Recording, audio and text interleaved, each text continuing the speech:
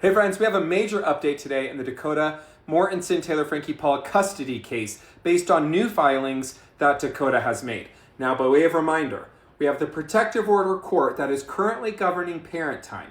Taylor's getting the 12 hours of supervised parent time. Now, these have orders, parent time orders that expire 150 days after its entry or sometime in September. The custody case, however, is based on the paternity action that Dakota filed last spring that the parties resolved by way of stipulation in August of 2025. Dakota today filed a motion to set that stipulation completely aside and to start over. Let's talk about what the legal framework is and if Dakota is going to be successful. Now, the first thing to understand is that this stipulation has not been incorporated into an order. So we call it an unincorporated stipulation, meaning that typically we have a stipulation and then that gets drafted into final orders that the court signs. The parties sign the stipulation, the court signs the order. Now here, this never made it to here for a host of reasons. And the docket indicates that there were missing Taylor's financial verification information, which is what prevented that from being memorialized from the stipulation into the actual order. Now, if it was an order, there's a different set of rules for setting aside an order. But because we're simply setting aside a stipulation, we're in a different ballpark, okay?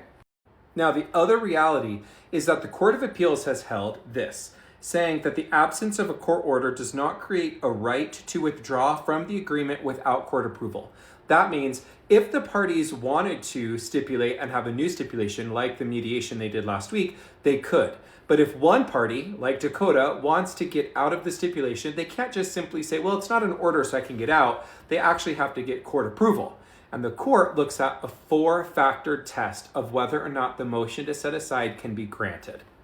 Okay, factor 1. The court or the party who wants to set aside a stipulation, or really it's to rescind a stipulation, needs to file in court. In fact, the Court of Appeals also have indicated that for an unincorporated stipulation, the vehicle is a motion to withdraw or rescind the stipulation filed before the court acts on it. The motion must articulate with specificity the basis for relief. So we've got this stipulation becoming an order, and the court says, first off, you can't invalidate it before the court takes action on it, and the court hasn't taken action. So that box is checked. The second box is, I think, where Dakota begins to get into some trouble. It's that it has to be seasonably made. And Utah courts have consistently found that the delay defects the right to relief, meaning the longer you let the mediation or the stipulation stand, the harder it will be for you to invalidate it. In fact, as a matter of law, the court has found that a motion filed more than 9 months after the entry of the stipulation does not entitle the movant, or Dakota, to the relief, setting it aside, as a matter of law. August to September, to October, to November, to December, to January, to February, to March, to April, to May. We're just at the 9-month issue, and more than 9 months, but even 9 months is going to be problematic. And we also have Court of Appeals cases that say 5 months were bad, 10 months were bad. So the longer the parties have relied on this stipulation, the harder it will be to set it aside. Now, I think certainly an argument could be made that the parties stopped relying on that stipulation once Dakota filed that motion or the application for a protective order. And that, I think, was done in March. So if we say August to September, October, November, December, January, February, March, we're still looking at 7 months of the parties reasonably relying on the stipulation.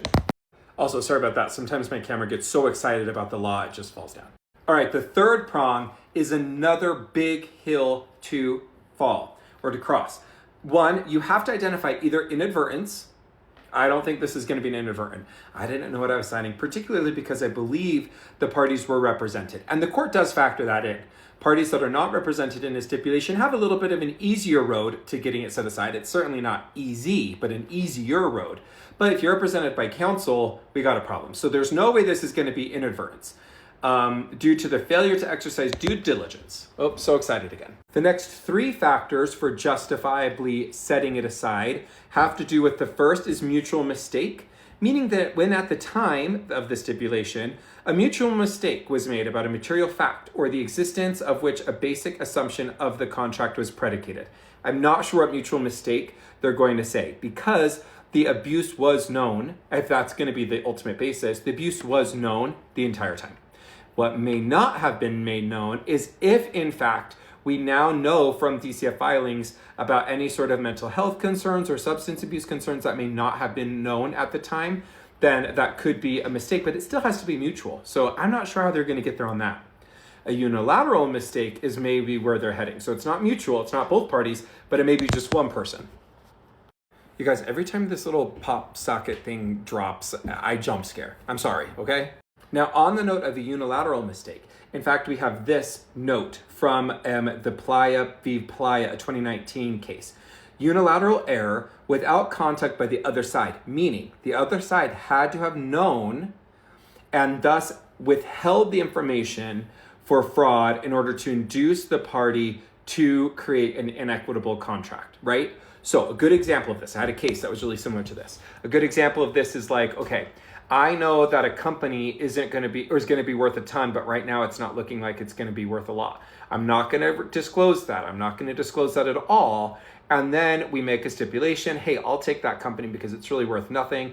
And then you later learn, oh no, you knew it was going to be worth something and you fraudulently told me the company was worth nothing. And now you're wanting me to take that deal. The court's going to say, absolutely not. Now, the third justifiable prong that the court recognizes is fraud or duress or misrepresentation of those facts, which can constitute a justifiable cause. But it must be established by clear and convincing evidence of that, and that the claims of fraud and duress may be considered together only when supported by the same facts. So if you say, hey, look, I was kind of under duress, a good example of duress, mom's withholding the children or dad's withholding support and says, until we get an agreement, you're not going to see the kids or you're not going to get any money. And then they say, oh, hold on, I need to get the money. I need to see my kids. So I'll just agree to something so that I can actually get what I'm ultimately after. And then you may say, look, I was under duress. That's a harder factual situation. But the fourth issue that the court identifies that I really think is going to be problematic here, a regret or changed circumstances, equity is not available to reinstate rights or privileges voluntarily contracted away simply because one has come to regret the bargain made. Changed circumstances after the occurrence of the stipulation is not sufficient by themselves to constitute grounds to set it aside. So you can't say, well, look, everything basically changed from when I entered it, and so I wanted to set it aside. Insufficient as a matter of law. So we really are left with either mutual mistake, unilateral mistake, or fraud and duress, okay? Now, the fourth prong that the court also has to do is the court has to articulate, even if the first three conditions are met, the trial court must state on the record the basis for granting the relief. Okay, so in the absence of any articulated justifiable cause, they'll reverse it. So if the judge decides that we're going to set it aside, but just says, yeah, I'm going to set it aside, let's just redo it, and doesn't say, I'm going to say it's under duress, and here's the facts, fraud, mutual mistake, unilateral mistake, then it's going to get sent back, reversed down to the district court. So it'll be really interesting to see if Dakota, one, I don't have a copy of that. I only know that it was filed. So I'll be really interested to see what the factual basis is. What this will have to happen is this is going to have to go to a hearing. Taylor's attorneys will get to file a response. Dakota's attorneys will get to file a reply. And then we'll have a hearing with oral argument about whether or not this stipulation should be set aside or whether or not the parties should have that entered into a decree. It's interesting, though, is if it gets entered into a decree, then it reopens a whole host of other options for the court to set that aside, including new facts. So this is the first bite at the apple, instead of making it an order and setting that order aside. I think there's some problems with this, and so we'll have to see what ultimately happens at the end. And obviously, this is so exciting. My phone has been crazy.